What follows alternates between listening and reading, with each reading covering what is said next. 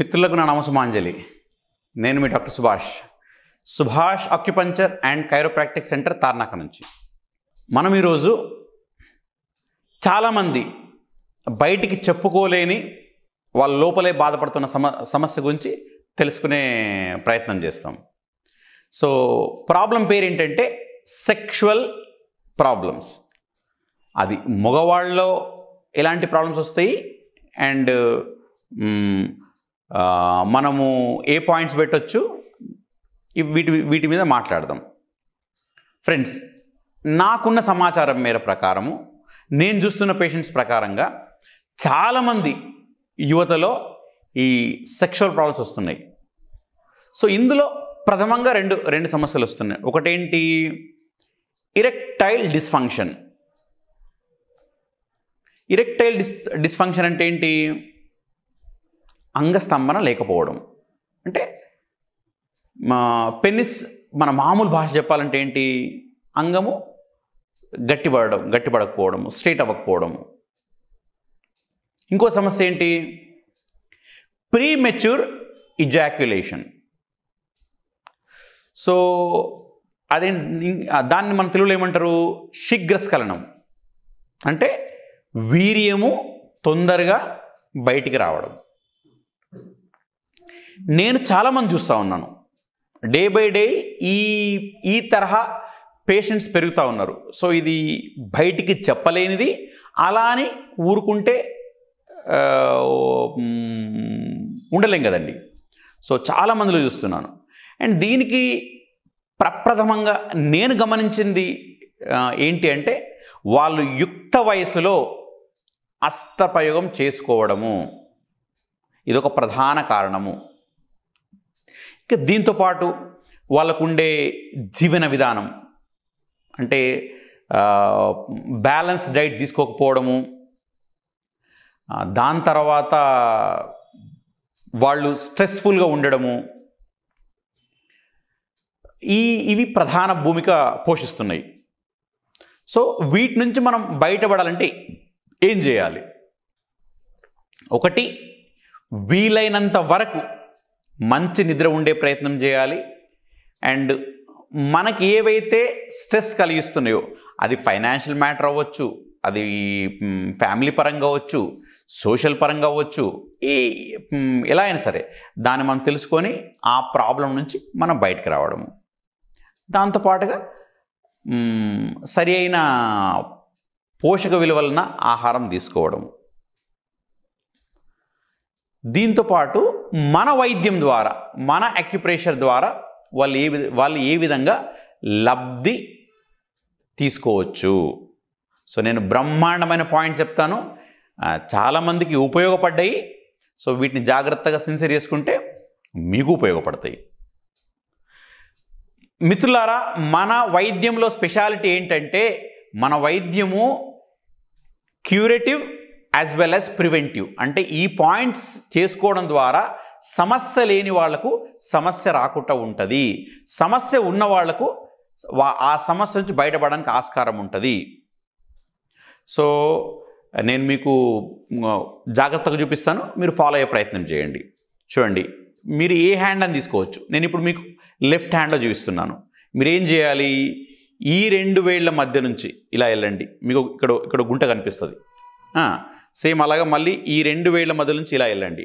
First ఈ రెండు వేళ్ల మధ్య నుంచి వెళ్తారు, గుంట కనిపిస్తుంది. అలాగ మళ్ళీ ఈ రెండు వేళ్ల మధ్య నుంచి వెళ్తారు, గుంట కనిపిస్తుంది. నేను ఒకసారి మార్క్ చేస్తాను, మీకు చెప్పిందే నేను మార్క్ చేస్తాను. సో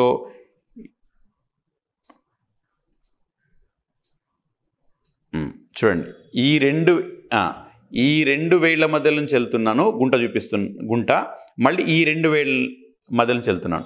ఈ కలర్ కేవలము మీకు పాయింట్ తెలియడానికి. మిత్రులారా చూడండి, ఈ రెండు వేళ్ల మధ్యలో ఏంటి, ring finger and little finger, ఈ మధ్య నుంచి మనం వెళ్తే ఇక్కడ గుంట వస్తుంది. అట్లాగా మళ్ళీ ఇండెక్స్ ఫింగర్, సెంటర్ ఫింగర్, ఈ రెండు వేళ్ల మధ్య నుంచి మనం వెళ్తే గుంట వస్తుంది. ఈ రెండు దాదాపు సేమ్ లెవెల్లో ఉంటవి. సో ఇది మీరు లెఫ్ట్ హ్యాండ్లో చేసుకోవచ్చు, మీరు రైట్ హ్యాండ్లో చూసుకోవచ్చు. ఏం చేయాలి మీరు? సో ఈ పాయింట్ దగ్గర ఇలాగా, లేదు ఇలా థంబ్ పెట్టండి, లేదు ఇలా పెట్టండి, ఎలా పెట్టినా పర్వాలేదు, ఎలా పెట్టినా పర్వాలేదు. ఇలాగా ఎన్నిసార్లు నొక్కాలి? 1 నిమిషం నుంచి 3 నిమిషాలు నొక్కొచ్చు. ఎలా నొక్కాలి? పంపులాగా చూడండి, ప్రెస్ అండ్ లీవ్, నొక్కండి వదలండి, నొక్కండి వదలండి. ఎంత ప్రెషర్ ఇవ్వాలి? ఎంతైతే పేషెంట్కి కంఫర్టబుల్గా ఉంటుందో. ఎన్నిసార్లు చేయాలి? రోజుకు 3 సార్లు చేయండి. సో ఇది చాలా ఇంపార్టెంట్ పాయింట్. దీని తర్వాత నేను ఇంకో పాయింట్ చూపిస్తాను మీకు. చూడండి, ఇది మీకు ఎక్కడ ఉంటుంది? మీకు ఎక్కడ ఉంటుంది? మణికట్టు దగ్గర ఉంటుంది. హ్యాండ్ మణికట్టు దగ్గర మీకు ఉంటుంది. ఇదిగోండి.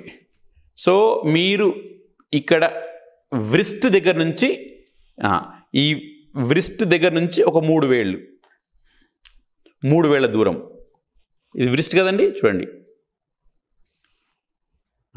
ఓకే, నెక్స్ట్ ఇది ఈ థంబ్ ఫింగర్ స్ట్రెయిట్ లైన్ రావాలి. నెక్స్ట్ ఇది లిటిల్ ఫింగర్ స్ట్రెయిట్ లైన్ రావాలి. సో మీరేం చేయండి, ఈ లైన్ మీద 3 dots at equal distance, 3 dots equal distance పైన.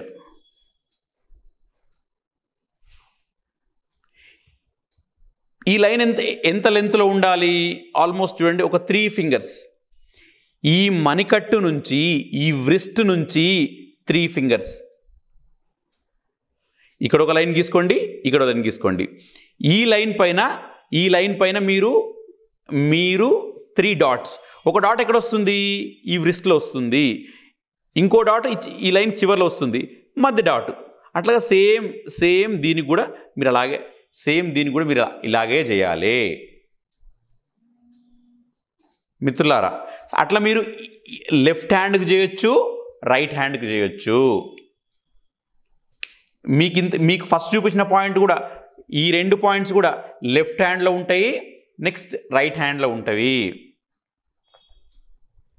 చూడండి, ఇది సింపుల్ చెప్తున్నాను మీకు. బొటన వేలు నుంచి ఇక్కడ నుంచి ఒక లైన్ గీసుకోండి, మళ్ళీ అట్లాగా చిటికిన వేలు నుంచి ఒక లైన్ గీసుకోండి.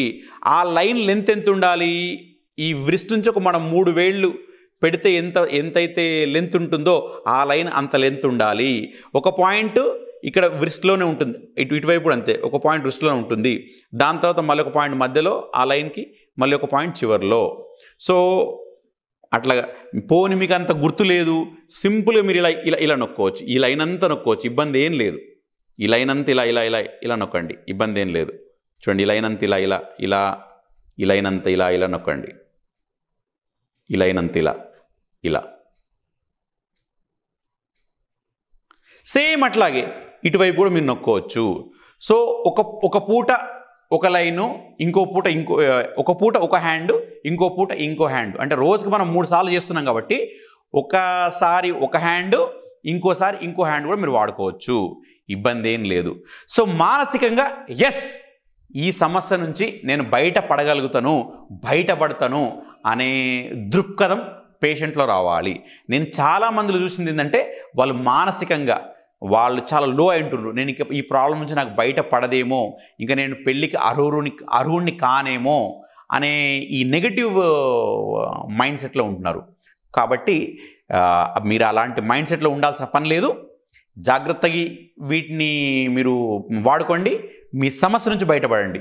ఒకవేళ మీ సమస్యను ఇవి బయటపడలేకపోతున్నాయి, అప్పుడు నాలాంటి థెరపిస్ట్ సహాయం తీసుకోండి.